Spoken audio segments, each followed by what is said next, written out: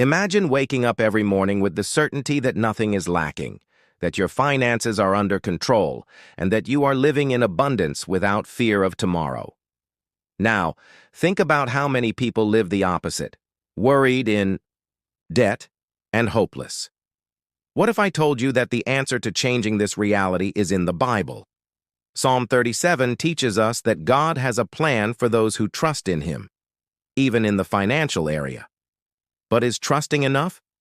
And how can you apply this truth to your life? Today we are going to dive deep into this powerful psalm and discover how faith can transform your financial life.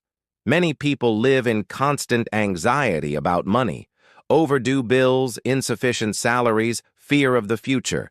But Psalm 37 begins with a clear instruction. Do not fret because of evildoers, nor be envious of those who do wrong. In other words, don't look at those who get rich dishonestly and don't despair. The secret is to trust. But does trusting mean folding your arms and waiting for a miracle? No. True trust requires action based on faith. When you place your financial life in God's hands, you do not act out of fear, but with wisdom and confidence. We live in a world that preaches haste. We want quick money, immediate solutions, instant success. But Psalm 37:7 teaches us, rest in the Lord and wait patiently for Him. Patience does not mean inaction, but trusting that God has a perfect time for every blessing. Many times, financial crisis teaches us valuable lessons about discipline, planning, and above all, dependence on God. If you are facing difficulties today, ask yourself, am I trying to solve everything with my own strength? Or am I truly resting in the Lord? The world measures wealth by bank balance, but God sees it differently. In verse 16 of Psalm 37, we read, "A little that a righteous man has is better than the riches of many wicked." This means it's not just about how much money you have, but how it was obtained and what it is used for. A blessed financial life is not just about earning more, but living with purpose. What good is having a lot and living in anguish? True. Prosperity comes from the peace of knowing that your provision comes from God, not from circumstances.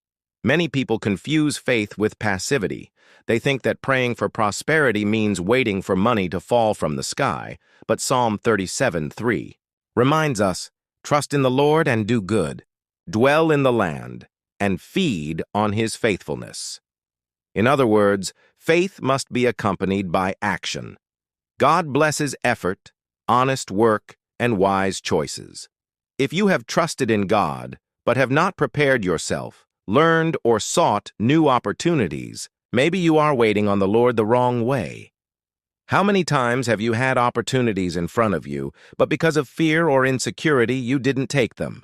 Many times we pray for God to open doors, but when He does, we are paralyzed. Psalm 37:23 says, "The steps of a good man are ordered by the Lord." This means that He guides us, but we are the ones who must take the steps. It could be that your financial blessing is already prepared, but you haven't yet had the courage to act. Are you ready to take that step of faith? Another essential principle of Psalm 37 is sowing and reaping. In verse 26 we read, "He is ever merciful and lends, and His descendants are blessed." What does this teach us? That generosity and prosperity walk together. When you learn to trust God, you also learn to give. And whoever gives, receives. This doesn't mean we should give expecting something in return, but that God's prosperity flows in the lives of those who share. Have you ever experienced the power of being generous, even in the midst of difficulty? Maybe you're asking yourself, but my situation is too difficult. Can God really change my financial life? Yes, He can. Psalm 37 assures us that the righteous will never be forsaken. God has already transformed the stories of many people who were bankrupt, in debt, and hopeless. But all of them made a decision. They trusted and acted by faith. Are you willing to do the same? If your financial life has been a source of anguish, maybe it's time to change your approach. Instead of fighting alone, how about handing this area completely into God's hands?